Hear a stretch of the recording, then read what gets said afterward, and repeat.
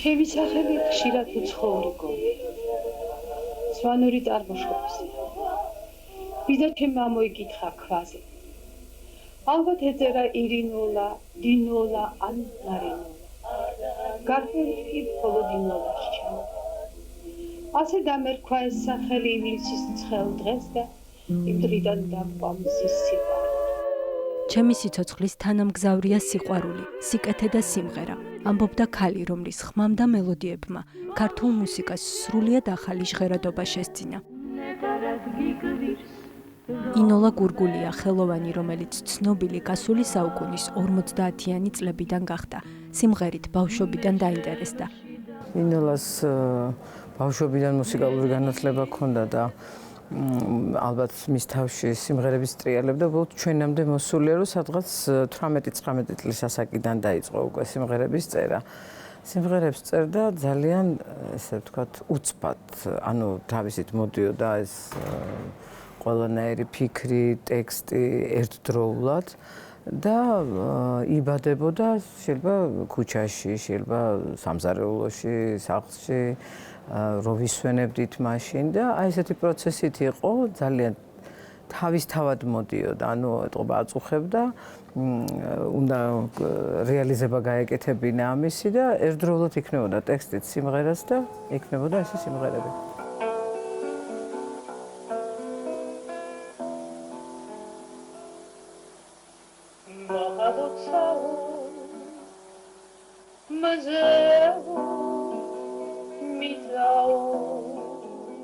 მისი ხმა ბუნებრივად დრამატული, შინაგანი ენერგიით სავსე იყო.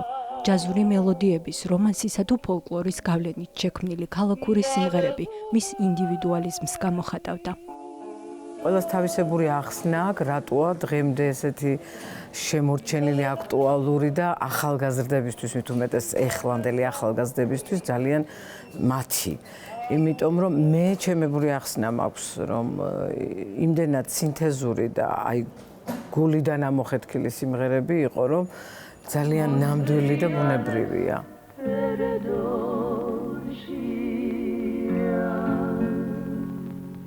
პროფესიით უცხოენების სპეციალისტი იყო. სწორედ უცხოენათა ინსტიტუტში ინოლა გურგულია მედია სიხარულიძესა და გიული დარახველიძესთან ერთად საინტერესო მუსიკალური ექსპერიმენტების ავტორი გახდა. მათ ტრიო სამაია შექმნეს.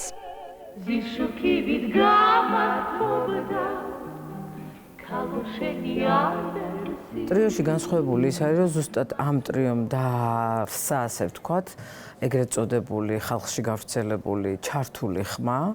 რახან ქალების ტრიო იყო და დაბალი ბანის მღერა იყო ცოტა უხერხული, ასე ვთქვათ. და სწორედ ინოლა მღეროდა იმ ხმას, ესე მარტივად რო ახსნათ ადამიანურ ენაზე, ეს დაბალი ბანი გადმოტანილი იყო პირველსა და მეორე ხმას შუა და ქმნიდა რაღაცა არაორდინალურ ჟღერადობას, რომელმაც მერე ძალიან ფესვი გაიდგა და ძალიან ბევრი ქალთა ტრიო მღეროდა ასეთი სახით და დღემდე შემორჩენილია.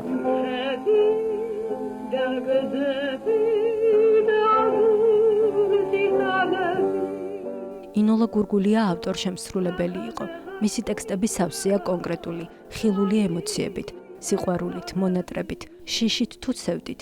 მისმა შემოქმედებამ გავლენა არაერთ მუსიკოსზე მოახდინა, თუმცა თავად ყველაზე მეტად იმ სიმღერების შესრულება უყვარდა, რომლებიც შვილებს მიუძღვნა.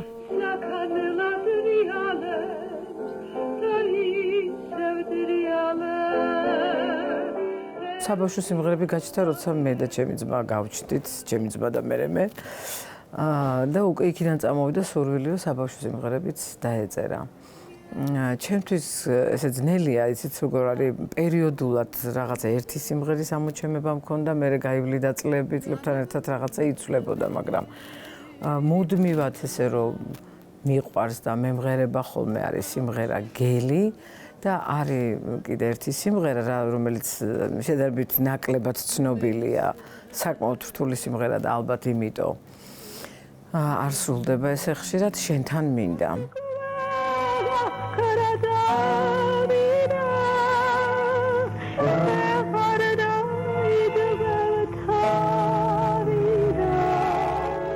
გასული საუკუნის 60-იან წლებში ინოლა გურგულია რამდენიმე ფილმში გადაიღეს, სადაც მისი სიმღერებიც გაჟღერდა.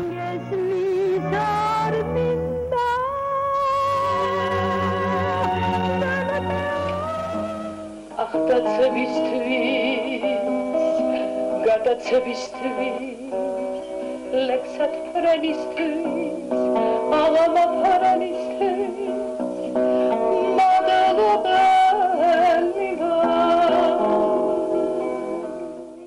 კომპოზიტორმა, მომღერალმა და პოეტმა ინოლა გურგულიამ თავის შვილებს და მომავალ თაობებს ძალიან მარტივი, მაგრამ უმნიშვნელოვანესი ანდერძი დაუტოვა. იმღერეთ ჩემი სიმღერები, რომ ცოცხალი ვიყო. გულწრფელობითა და ინდივიდუალიზმით გამორჩეული ხელოვანი ყველა დროში თანამედროვე დარჩა. ნათელი დღისათვის